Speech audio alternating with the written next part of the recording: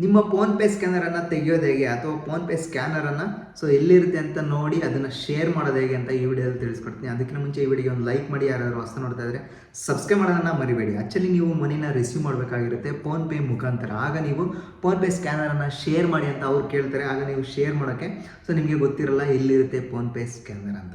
ಅದನ್ನು ಡೀಟೇಲಾಗಿ ನೀವು ತಿಳ್ಕೊಬೋದು. ಹಾಗೆ ಫೋನ್ಪೇ ಸ್ಕ್ಯಾನರ್ ಕೂಡ ಶೇರ್ ಮಾಡ್ಬೋದು ಅಥವಾ ಫೋನ್ಪೇ ಸ್ಕ್ಯಾನರನ್ನು ಸ್ಕ್ರೀನ್ಶಾಟ್ ಮಾಡಿಕೊಂಡು ನಿಮ್ಮ ಫೋನಲ್ಲಿ ಸೇವ್ ಮಾಡ್ಕೋಬೋದು. ಅದು ಹೇಗೆ ಅಂತ ಈ ವಿಡಿಯೋದಲ್ಲಿ ತಿಳಿಸ್ಕೊಡ್ತೀನಿ. ನಿಮ್ಮ ಫೋನಲ್ಲಿ ಫೋನ್ಪೇ ಮೇಲೆ ಕ್ಲಿಕ್ ಮಾಡಿ. ಈ ರೀತಿಯಾಗಿ ಓಪನ್ ಆಗುತ್ತೆ. ಜಸ್ಟ್ ನಿಮ್ಮ ಫೋನ್ಪೇ ಇಟ್ಟಿರುವಂತಹ ಲಾಕನ್ನು ಓಪನ್ ಮಾಡಿ. ನಿಮಗೆ ಕಾಣ್ತಾ ಇರ್ಬೋದು ಈಗ. ಲಾಸ್ಟ್ ಟೈಮು ಏನಾಗಿತ್ತಪ್ಪ ಅಂತಂದರೆ ಅಂದರೆ ಓಲ್ಡ್ ವರ್ಷನಲ್ಲಿ ಇಲ್ಲಿ ಕ್ಲಿಕ್ ಮಾಡಿದರೆ ನಿಮಗೆ ಸ್ಕ್ಯಾನರ್ ಈ ರೀತಿಯಾಗಿ ಡಿಸ್ಪ್ಲೇ ಆಗೋದು. ಈ ಒಂದು ಸ್ಕ್ಯಾನರನ್ನು ನೀವು ಕಾಣ್ತಾ ಇರ್ಬೋದು. ಈ ಒಂದು ಸ್ಕ್ಯಾನರ್ ಮೇಲೆ ಕ್ಲಿಕ್ ಮಾಡಿಬಿಟ್ಟು ನೀವು ಇಲ್ಲಿ ಶೇರ್ QR ಕೋಡ್ ಅಂತ ಇದೆ, ಕಾಣ್ತಾ ಇದ್ವಿ. ಶೇರ್ QR ಅಂತ ಇದೆ. ಜಸ್ಟ್ ಶೇರ್ ಮೇಲೆ ಕ್ಲಿಕ್ ಮಾಡಿ. ಜಸ್ಟ್ ಇಲ್ಲಿ ವಾಟ್ಸಪ್ ಮೇಲೆ ಕ್ಲಿಕ್ ಮಾಡಿ. ಕಂಪ್ಲೀಟಾಗಿ ಈಗ ವಾಟ್ಸಪ್ಪಿಗೆ ಬಂತು.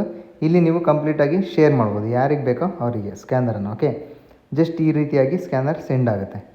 ಇದು ಒಂದು ಟ್ರಿಕ್, ನೀವು ವಾಟ್ಸಪ್ ಮುಖಾಂತರ ಶೇರ್ ಮಾಡೋದು. ಇಲ್ಲ ಡೌನ್ಲೋಡ್ ಮಾಡ್ಕೋಬೇಕು ಅಂತಂದರೆ ಇಲ್ಲಿ ಕಾಣ್ತಾ ಇರ್ಬೋದು.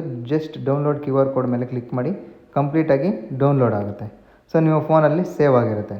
ನಿಮಗೆ ಕಾಣ್ತಾ ಇರ್ಬೋದು. ಈ ರೀತಿಯಾಗಿ ಸ್ಕ್ರೋಲ್ ಮಾಡ್ತಾ ಹೋದರೆ ನೀವು ಎಷ್ಟು ಬ್ಯಾಂಕ್ ಖಾತೆನ ನೀವು ಅಟ್ಯಾಚ್ ಮಾಡಿರ್ತೀರೋ ಅವೆಲ್ಲ ಬ್ಯಾಂಕ್ ಖಾತೆಗಳು ಸ್ಕ್ಯಾನರ್ ಇಲ್ಲಿ ಡಿಸ್ಪ್ಲೇ ಆಗ್ತಾ ಹೋಗುತ್ತೆ.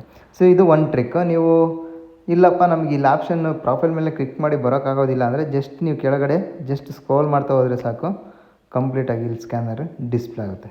ಕಾಣ್ತಾ ಇರ್ಬೋದು ನಿಮಗೆ. ಗೊತ್ತಾಯ್ತಲ್ಲ ಫೋನ್ಪೇ ಸ್ಕ್ಯಾನರನ್ನು ಹೇಗೆ ತೆಗೆಯೋದು ಅಂತ.